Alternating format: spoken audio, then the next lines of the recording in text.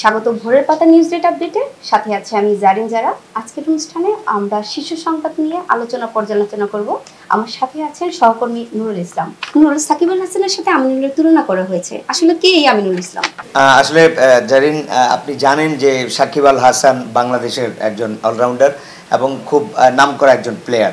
আর আমিনুল ইসলামের সাথে সাকিবকে মিলানোর অন্যতম একটা কারণ হচ্ছে যে আমিনুল ইসলাম এক সময়কার দাপুটে একজন খেলোয়াড়, একজন ফুটবলার। সবচেয়ে বড় কথা হচ্ছে সে জাতীয় দলের ক্যাপ্টেনও ছিলেন। এখন তিনি রাজনীতি করছেন বিএনপির হয়ে। সেইখানে আসলে আমিনুলকে নিয়ে যেই কথা হচ্ছে, সাকিব আল হাসানের সাথে মিলানোর চেষ্টা হচ্ছে, সেটি আমাদের আইন উপদেষ্টা আসিফ নজরুল তিনি বলেছেন যে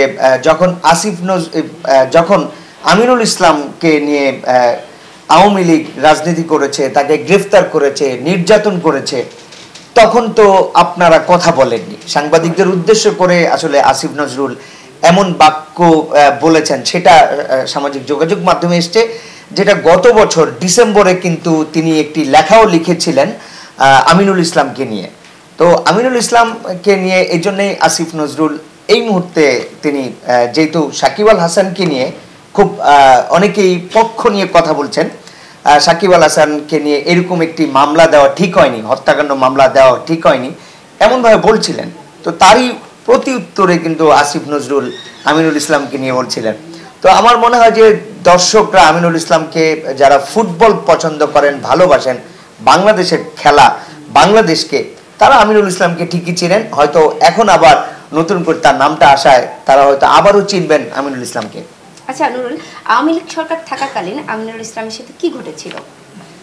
আসলে আওয়ামী লীগ সরকার যখন ছিল তখন তাকে, আপনারা জানেন যে গত 28 অক্টোবর যে বিএনপি তাদের যে কর্মসূচি ছিল, সেখানে তারা যে আন্দোলন করেছে, তারই একটি মামলায় আমিনুল ইসলামকে ফাঁসানো হয়েছিল। আওয়ামী লীগ তখন ফাঁসিয়েছিল, তারই একটি আসলে ধারায় কিন্তু আমিনুল ইসলামকে গ্রেফতার করা হয়। তো হাত করা পড়া দেখে আসলে আইন উপদেষ্টা এখন যিনি আসিফ নজরুল, তিনি কিন্তু আসলে এই আমিনুল ইসলামকে নিয়ে স্ট্যাটাস দিয়েছিলেন।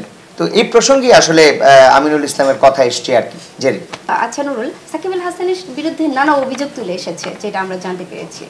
সাকিব আল হাসান তো বরাবরই আসলে তার বিরুদ্ধে অভিযোগ, যখন তিনি ক্ষমতায় ছিলেন আওয়ামী লীগ সরকার, তিনি এমপি হয়েছেন, তার বিরুদ্ধে অনেক অভিযোগ আছে। সে ব্যবসা করে এবং সে দেখা যায় যে তার খেলা চলা অবস্থায় সে কিন্তু শ্যুট করতে যায়, বিজ্ঞাপনের আসলে শুটিং করতে যায়।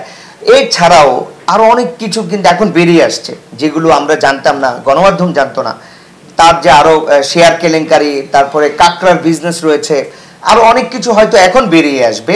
সেটা সাকিব আল হাসানের বিরুদ্ধে দুদক কিন্তু আসলে এই মুহূর্তে কিন্তু তার বিরুদ্ধে কিন্তু পদক্ষেপ নিচ্ছে এবং তার হয়তো আরো রহস্যময় কিছু আমরা পাবো সামনে সাকিব আল হাসানের বিরুদ্ধে। ধন্যবাদ নুরুল ইসলাম আপনাকে। আজকে এ পর্যন্ত, আবারও হাজির হব নতুন কোনো বিষয় নিয়ে। সে পর্যন্ত ভালো থাকুন, সুস্থ থাকুন, ভোরের পাতার সাথেই থাকুন।